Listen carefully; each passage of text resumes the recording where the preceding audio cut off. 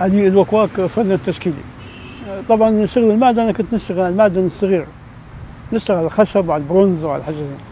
ففي ثورة 17 فبراير كان السلاح مرمي ومحروق وموجود يعني. فقلنا احنا مجموعة فنانين نديروا معرض في شهر 6 في 2011. فكل واحد طبعا يشتغل بالريشة يشتغل. طبعا انا فضلت المعدن، فلميت السلاح وياي ودرت منه اشكال يعني تعبر عن الثورة يعني. ونقلنا صورة جميلة للعالم ان السلاح مش يقتل بس، ممكن ندير منه اي شيء جميل يعني. فدرنا معرض طبعا في شهر 6، وطبعا جاء المعرض هذا ساركوزي وجانا كاميرون جون ماكين، عدة رؤساء وزاروا المكان هذا. والمعرض هذا برضه انتقلت به لايطاليا، ودرنا به معرض في ايطاليا في روما في بولونيا في فرنسا، يعني درنا به جولة المعرض هذا، وما زال موجود برا يعرض في ايطاليا نعم تو المعرض هذا. بالنسبة لأطرف شيء جاني واحد قال لي وانا نخدم في الحديد، في الحديد، قال لي والله كنت تبيعها بالكيلو احسن لك.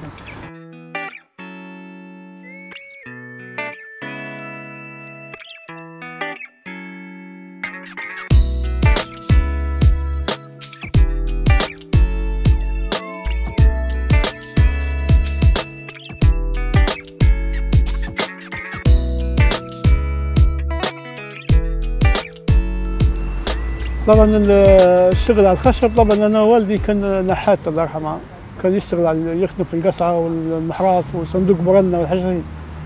فطبعا ايام وانا كنت طالب في العشيه نجي نشتغل معه.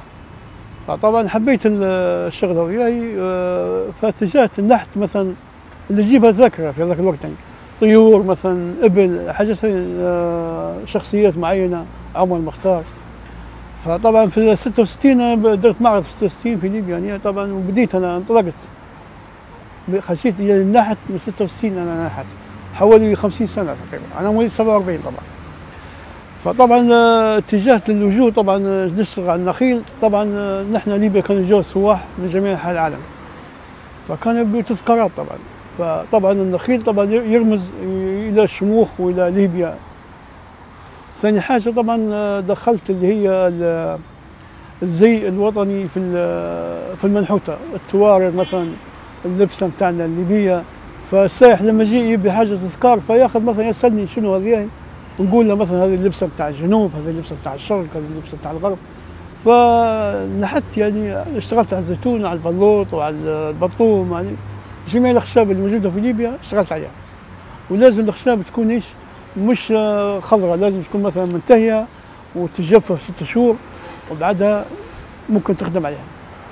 هذا بالنسبة للخشب.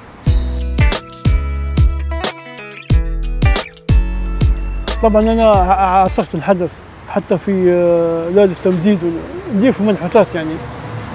فأنا طبعا اشتغلت على التراث واشتغلت على الفن التجريدي. فأنا حاليا طبعا أنا نمشي مع العالم. طبعا العالم حاليا مثلا المدرسة التجريدية، فأنا أغلب المنحوتات كلها نتاعنا الأغلبية توا على الفن التجريدي. فأنا طبعا عندي ناس معايا على الصفحة وفنانين وأكاديميين، ف يعني متريحين للعمل نتاعي لجنة بسيط ويفهم أي شخص يعني.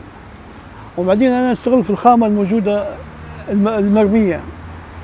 هذا الفن يعني، فن تستغل الخامة الموجودة في جنبك، مش مثلا لازم تجيب خامة من برا، ولازم يعني الفنان يستغل أي شيء في جنبه يطلع منه شيء جميل. هذا هو الفن يعني.